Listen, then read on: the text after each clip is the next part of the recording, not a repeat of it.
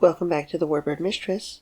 Today is Saturday the 14th of March, 1942, and this is A Walk Through the War.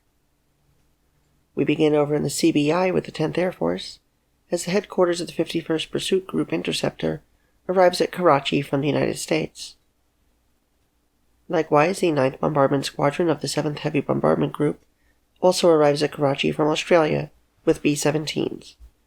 Their first mission will be flown on the 2nd of April. Moving to the Southwest Pacific area with the 5th Air Force, the air echelon of the 14th Bombardment Squadron Heavy, 7th Bombardment Group Heavy, ceases operating from Melbourne, and the men and equipment with their B-17s are transferred to other units. The ground echelon of the 14th Bombardment Squadron continues to fight on in the Philippines as part of the Provisional Infantry Regiment. The unit remains active on the roster, but is neither manned nor equipped after the surrender of the Philippines in May. In other news, the air echelon of the 88th Reconnaissance Squadron, 7th Bombardment Group, ceases operating from Townsville with B-17s, and packs their things for Karachi. Also in Townville, a detachment of the 22nd Bombardment Squadron Heavy ceases to operate and returns to base at Melbourne. And finally, with all the activity at Townsville, the 40th Reconnaissance Squadron is formed with LB-30 Liberators and assigned to the 19th Bombardment Group. Their first mission is also flown today, as they are baptized into the Army Air Forces. That brings us to Sunday, the 15th of March, 1942. In the South Pacific Ocean area, the 67th Pursuit Squadron Interceptor, 58th Pursuit Group Interceptor, arrives on French New Caledonia from the United States with P-400s. These Airacobras are originally destined for the Commonwealth, and they are the first Army Air Force tactical unit in the theater. Moving north to Alaska, as long as that song doesn't get stuck in my head, with the 11th Air Force, the 11th Interceptor Command is activated at Elmendorf Field Anchorage, with Colonel Norman D. Sillen commanding. Its operational components include the 11th and 18th Pursuit Squadrons Interceptors. And from Alaska to the Caribbean, with the 6th Air Force's 24th Pursuit Squadron of the 16th Pursuit Group, they transfer from Albrook Field Canal Zone to La Jolla in Panama proper, 30 miles away, with their P-36s.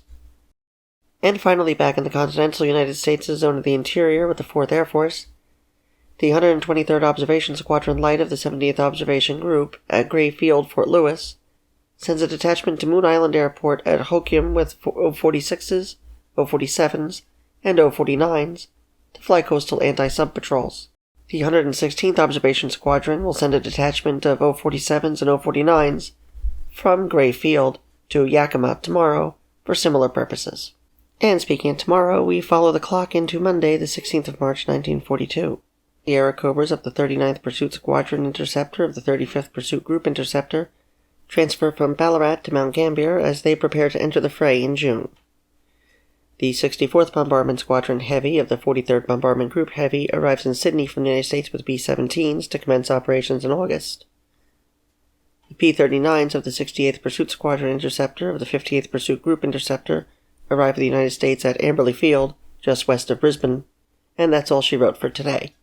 However, in the wee hours of tonight, activity perks up as we move into Tuesday, the 17th of March, 1942, as we see 3 B-17s of the 40th Reconnaissance Squadron Heavy, 19th Bombardment Group Heavy evacuate General Douglas MacArthur, his family, his staff from Del Monte, Mindanao, Philippine Islands, to Australia, together with President Manuel Quezon and his staff.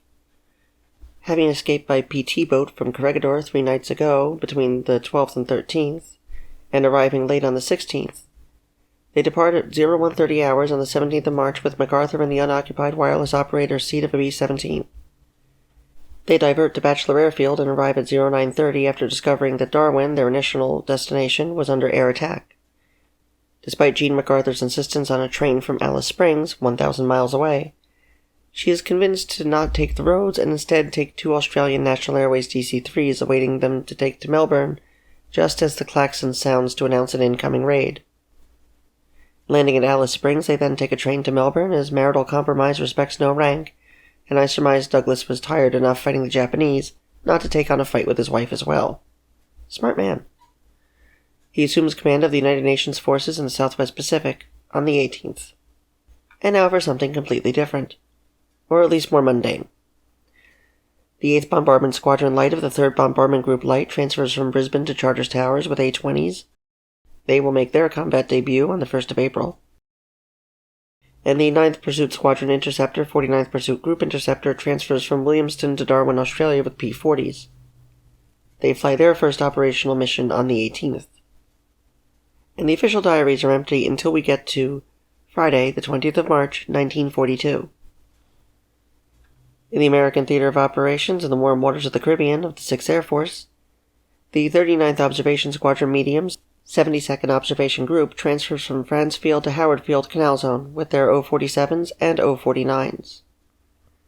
And in the Zone of the Interior, with the headquarters of the Army Air Force and the 2nd Air Force, the 390th Bombardment Squadron Medium, 42nd Bombardment Group Medium, transfers from Goen Field, Boise, Idaho, to McCord Field, Tacoma, Washington, and begins flying ASW patrols with their A-29 Hudsons.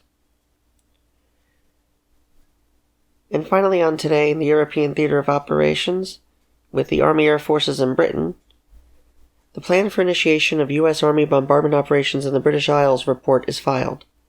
Submitted by Brigadier General Ira Eaker in compliance with the Major General James Cheney's instructions of the 25th of February to undertake studies with the Royal Air Forces Bomber Command and examine their airfields, training, tactical doctrine, equipments, and their plans for their operational offensives.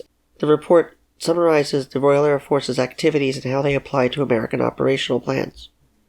The report also indicates much dependence on the British for the present, but emphasizes the compatibility of tactical doctrines and strategic disciplines of the United States and the RAF can lead to cooperation in coordinating these attacks to complement one another by having strategic offensives with daylight precision bombing and nighttime area bombing over the same targets to crush the German and Italians.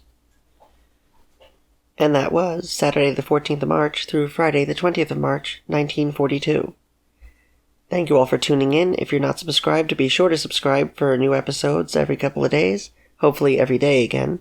If you want some neat merchandise, do check out the store. I'm always trying to add new stuff in there and keep things in stock. And also on Patreon, you can join for as little as $3 a month. It's always much appreciated and keeps the channel going. Thanks to all of you, and I hope you're enjoying this Walk Through the War. Until next time, this is Claire, and I am the Warbird Mistress. Take care.